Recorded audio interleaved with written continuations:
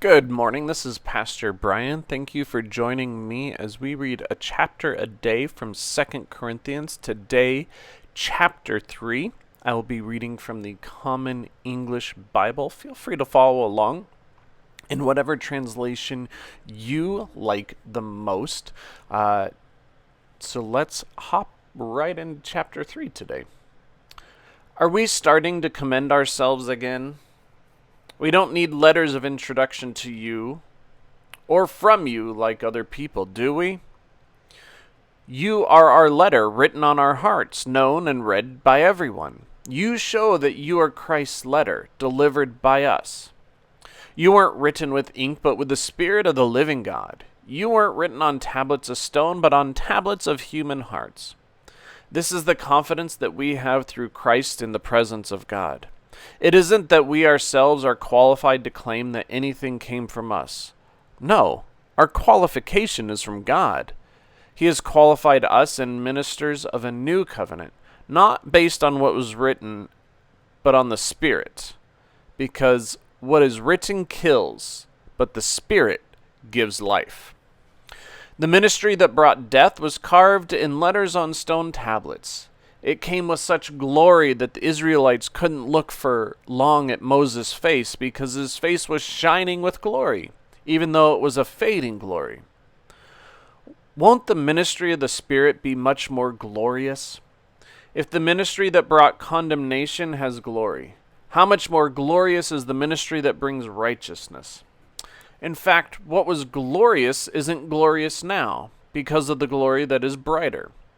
If the glory that fades away was glorious, how much more glorious is the one that lasts? So, since we have such a hope, we act with great confidence.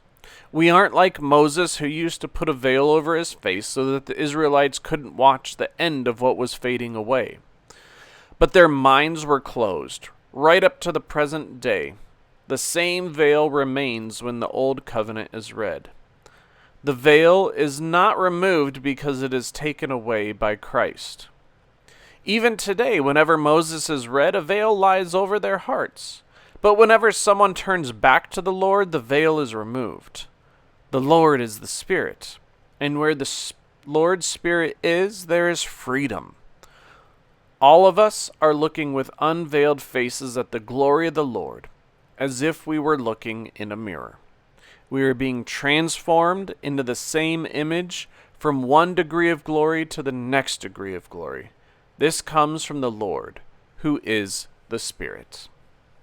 So that's the end of chapter 2. Today we hear Paul talking about a letter of reference, basically trying to convey the fact that they know him and that they really should trust the things that he's been saying in chapter 1 and 2 are true. That he really was delayed, that he really does have their best interest in heart, and that they really shouldn't have to go through these weird and awkward introductions because they all know and love and care for one another.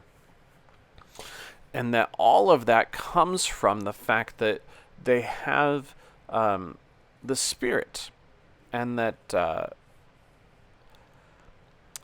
comes from this place of glory and righteousness, not of condemnation and not of the law. You know, Moses represents the law, and the law was veiled because of when Moses went up, on the mountain, and Paul explains all that.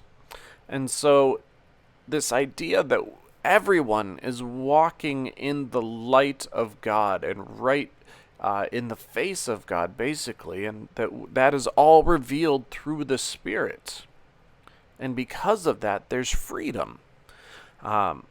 So Paul is explaining that there is light, there's freedom, there's openness to everything that's happening, and that everyone has been transformed because of that.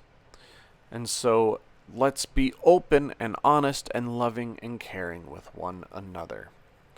And so what did you get out of today's chapter? It's a short chapter.